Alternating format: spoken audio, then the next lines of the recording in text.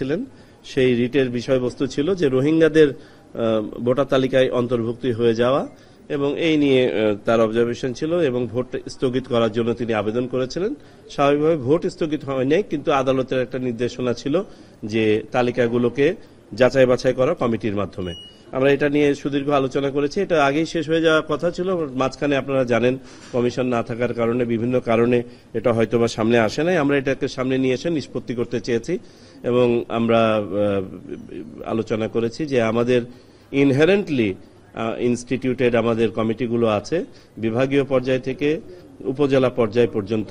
পাশাপাশি আমরা সাম্প্রতিক সময়ে আপনার রোহিঙ্গারা যাতে ভোটার তালিকায় অন্তর্ভুক্ত হতে না পারে সেই জন্য আমাদের যে বিশেষ এলাকা আছে 56টা উপজেলাকে 56টা উপজেলাকে সংশ্লিষ্ট করে সেগুলো আমরা নিয়মিতভাবে আমরা হালনাগাদ করে থাকি। আর রোহিঙ্গাদের তারপরেও প্রতারণামূলকভাবে যদি কেউ ঢুকে যায় সেটা প্রাত্যহিকভাবে আমাদের বাদ দেওয়ার প্রক্রিয়া চলছে। তো এমত অবস্থায় আমরা এই রিপ্লাইটা রেডি রাখবো, যদি এটা কজ লিস্টের সামনে আসে আমরা সেইভাবে রিপ্লাই দিব। এটা ছিল প্রথম আলোচনা। এরপরে আমাদের দ্বিতীয় বিষয় যেটা আলোচনা হয়েছে, আপনারা জানেন যে আমাদের এনআইডি সংশোধন রিলেটেড বেশ কিছু জিনিস দীর্ঘদিন পেন্ডিং থাকে, বিভিন্ন কারণে থাকে। এটাকে কিভাবে আরো সহজীকরণ করা যায়, আমরা তো ক্যাটাগরি ক1, খ1 এবং গ এখন বর্তমানে মাঠ পর্যায় পর্যন্ত ডেলিগেট করা আছে। তারপরেও দেখা যায় কিছু জটিল বিষয় আছে যেগুলো সহজে সমাধান করা যায় না। সেটা আর কিভাবে সহজীকরণ করা যায় সেটা নিয়ে আলোচনা করা হয়েছে।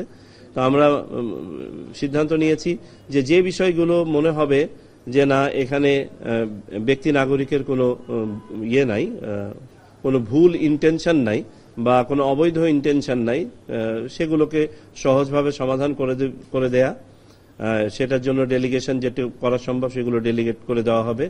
দ্বিতীয়ত হচ্ছে যে অনেকে দ্বৈত আপনার কার্ড দুবার এনআইডি করেছেন। এই সংখ্যাটা খুব বেশি নয়, কিন্তু সংখ্যাটা মাঝে মাঝে আমাদের সামনে আসছে।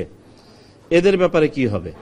তো এদের ব্যাপারে আমরা আবারও দেখতে চেয়েছি যে ভুলভাবে যদি কেউ দুইবার করে দিয়ে থাকে তাহলে যে এক্সিস্টিং আমাদের সিস্টেম আছে যে দ্বিতীয়টা বাতিল হয়ে যাবে এবং প্রথম ডাটাটাই থাকবে।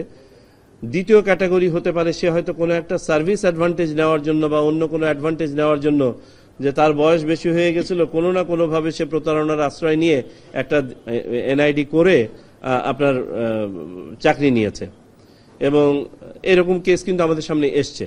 তো আমরা এটাকেও নিরুৎসাহিত করার জন্য অ্যাজ ফার অ্যাজ পসিবল আমরা নিরুৎসাহিত করব। আর তারপরেও যদি কোনো কেসকে মনে হয় যে না দেয়ার ইজ এ জেনুইনিটি এবং এটা দেখার অবকাশ আছে, এটা কমিশন পর্যন্ত আসবে। আর তৃতীয় আর একটা আছে যে নিজের পরিচয় পুরোপুরিভাবে পরিবর্তন করে ফেলতে চাই। সে হয়তো কোনো একটা সমাজে বড় ধরনের অপরাধ সংগঠনের সাথে সম্পৃক্ত ছিল। তো এই ধরনের কেসগুলোকে আরো কঠোরভাবে আমরা করব। তাতে যদি সেগুলো দীর্ঘমেয়াদেও যায় কিছু করার নাই, আমার জাতীয় নিরাপত্তার স্বার্থে এবং ইন্টিগ্রিটি অফ আওয়ার ডেটাবেজ এটার স্বার্থে আমাদেরকে এটা করতে হবে। আর দ্বিতীয় আর একটা বিষয় এসেছিল যে 2,09,000 মতন আমাদের ম্যাচ ফাউন্ড এই ক্যাটাগরিতে এই মুহূর্তে পেন্ডিং আছে, যেটা আমি যদি পার্সেন্টেজ ধরে বলি এটা 0.16% মতো আমাদের টোটাল ডেটার। এদের ব্যাপারে ডিসপোজাল। এই ম্যাচ ফাউন্ডের আবার দুটো ক্যাটাগরি আছে। অনেক সময় আমাদের শ্রমিক ভাই যারা আছেন তাদের ফিঙ্গারপ্রিন্ট হয়তোবা অত পরিষ্কার থাকে না, মা বোনদের কারো কারো ফিঙ্গারপ্রিন্ট পরিষ্কার থাকে না। সো এখানে টেকনিক্যাল কারণে অনেক সময় আসলে ম্যাচ নয়, এটা ফলস ম্যাচ আকারে আসে। এগুলোকে যেভাবে একটা একটা করে চেক করে করে করে করে ডিসপোজ অফ করা হয়, আমরা এই ব্যাপারটাকে ত্বরান্বিত করতে বলেছি যাতে যেগুলো ফলস ম্যাচ সেগুলোর জন্য দ্রুততম সময়ে আমরা সমাধান করে ফেলতে পারি।